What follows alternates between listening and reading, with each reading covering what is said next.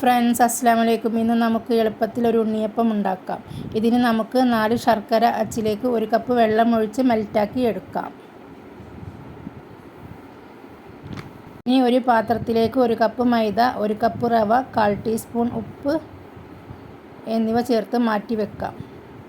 ഒരു മിക്സിയുടെ ജാറിലേക്ക് 5 ഞാലിപ്പൂവൻ പഴം ഇട്ട് അടിച്ചെടുക്കാം.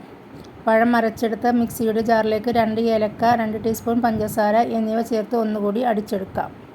നേരത്തെ മാറ്റിവെച്ച പാത്രത്തിലേക്ക് പഴമിക്സ് ചേർത്ത് കൊടുക്കാം. ഇനി നമുക്ക് ഇത് നന്നായി മിക്സ് ചെയ്യാം.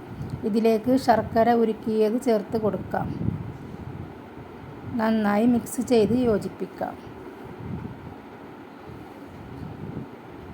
ഇനി ഇതിലേക്ക് അരമുറി തേങ്ങ ചെറുതായി അരിഞ്ഞെടുക്കാം. ഇനി ഒരു ചീനച്ചട്ടി അടുപ്പിൽ വെച്ച് അതിലേക്ക് 2 ടേബിൾ സ്പൂൺ നെയ്യ് ഒഴിച്ച് തേങ്ങാക്കൊത്ത് വറുത്തെടുക്കാം.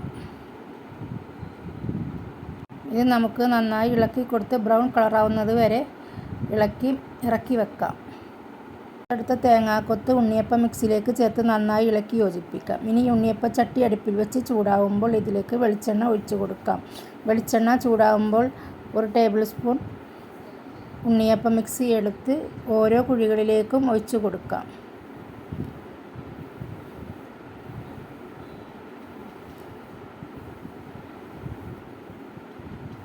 ഇനി ഒരു 2 മിനിറ്റ് കഴിഞ്ഞാൽ മറിച്ചിട്ട് കൊടുക്കാം. ഇരുവശവും മൊരിഞ്ഞ് വന്നാൽ കോരിയെടുക്കാം.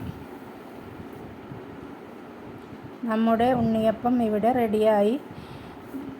നല്ല രുചിയുള്ള സോഫ്റ്റും ക്രിസ്പിയുമായ ഉണ്ണിയപ്പം നിങ്ങൾക്ക് എന്തായാലും ഇഷ്ടപ്പെടും. നിങ്ങൾ തീർച്ചയായും ഇത് ഉണ്ടാക്കി നോക്കണേ. എൻ്റെ ചാനൽ നിങ്ങൾക്ക് ഇഷ്ടപ്പെട്ടാൽ ലൈക്ക് ചെയ്യുക, സബ്സ്ക്രൈബ് ചെയ്യുക. Okay, bye bye.